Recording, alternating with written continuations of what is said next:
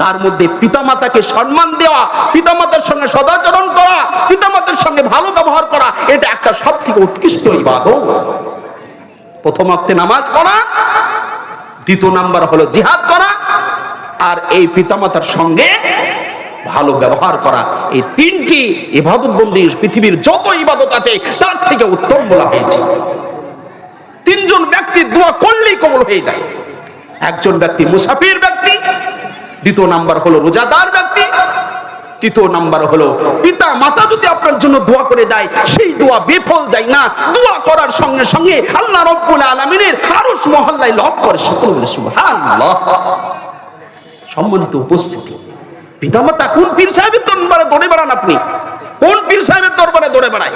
আপনার বাড়িতে তো বড় পীর বসে আছে, আপনার বাড়িতে তো বড় পীর সাহেবা বসে আছে, আপনি কোথায় ছুটছেন? আজকে আমরা আলেমদেরকে খুশি করার জন্য ডালি ভর্তি করে আপেল দিয়ে আসেন, আপনি আলেমকে খুশি করার জন্য আপনি বেদানা দিয়ে আসেন, মিষ্টি দিয়ে আসেন, জিলাপি দিয়ে আসেন, পীর সাহেবের দরবারে নিয়ে চলে যান। আফসোসের বিষয় মুমিন মুসলমান কিন্তু পিতামাতাকে 100 আঙ্গুর কিনে দেয় না, এমন সন্তান আছে কিনা? আফসোস।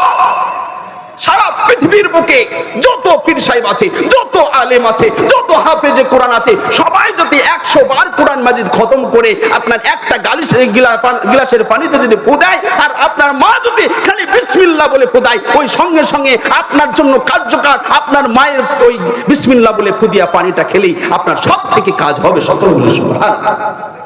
পিতামাতা বলে এটা, পিতামাতা এমন একটা জিনিস, পিতামাতার সঙ্গে ভালো ব্যবহার করলে জান্নাত, পিতামাতার সঙ্গে খারাপ ব্যবহার করলে জাহান্নাম। আল্লাহ রাব্বুল আলামিনের ওয়াসন বিশ্ব নেতা জনাবে মুহাম্মদুর রাসূলুল্লাহ সাল্লাল্লাহু আলাইহি ওয়াসাল্লাম জানিয়েছে, হুমা জান্নাতুকা ওয়া নারুকা। পিতামাতার সঙ্গে যদি আমরা ভালো ব্যবহার করি তাহলে আমাদের জন্য জান্নাত রেডি করে রেখেছে। পিতামাতার সঙ্গে যদি আমরা খারাপ ব্যবহার করি তাহলে আল্লাহ রাব্বুল আলামিন আমাদের জন্য জাহান্নাম বানিয়েছে। আমাদের ছেলেদের পায়ের তলে থাকে জুতা, জুতার তলে থাকে আমাদের ধুলাবালি, কিন্তু আমাদের এক একটা মা বোনদের পায়ের তলে থাকে আমাদের সন্তানদের জান্নাত। একটা জালসাতে ছোট করে একটা গল্প শুনিয়ে দিই আপনাদের। একটা জালসাতে শুনেছে স্বামীর পায়ের তলে জান্নাত, আর ওই স্বামীটা একটা মা করেছে কি, রাত্রি বেলায় স্বামীর পায়ের তলে জান্নাত খুঁজতে গিয়েছে, বুঝতে পারলেন? কিন্তু স্বামীটা ছিল বাপ চাষিল, আর পা ছিল বাপ ফাটা। আর ওই যে আপনার চাষিল ওখানে আপনার সে কি করত, আপনার গরু পুষতো, ছাগল পুষতো, মোষ পুষতো, ফাটার মধ্যে ঢুকে গেছে গোবর। আর যখন আপনার রাত্রি হয়েছে বাপ, ওই মা ভাবছে যে ওই মৌলানা সাহেব তো বললো ওই যে আমতলা থেকে এসে চলে এই জাম সাদ্দাম হোসেন জিহাদি যে জান্নাতের স্বামীর পায়ের তলে আজ কি দেখবো। পায়ের তলে কি জান্নাত দেখছে বাপ, যে গ্যাস কেনে লাগছে রে, জান্নাত তো বললো ভালো জায়গা।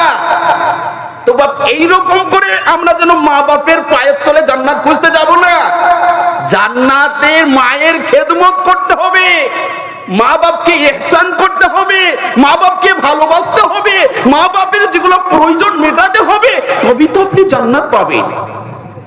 জান্নাত যেন পায়ের তলে খুঁজতে যান না, তাহলে ওই গোবরের গ্যাসই পাওয়া যাবে, তাছাড়া আর কিছু পাওয়া যাবে না।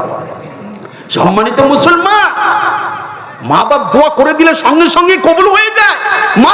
মা বাপ যদি বদ দোয়া করে দেয় সেটাও কবুল হয়ে যায়। তাই বলবো বাবজি আমার ভাইদের যারা গার্জেন পক্ষ আছে এখানে, আপনাদেরকে বলবো কোনোদিন যেন কোনো সন্তানের জন্য জুবান দিয়ে বদ দোয়া দেবেন না, ভালো দোয়া দেবেন, যতই রাগ হোক না কেন। কেননা আপনার কথাটা সঙ্গে সঙ্গে আল্লাহ রাব্বুল আলামিন আরশ মহল্লায় নক করে নেয়। হযরত মুসা আলাইহিস সালাম একদিন আল্লাহ রাব্বুল আলামিনকে ডেকে বলছে, ওগো আল্লাহ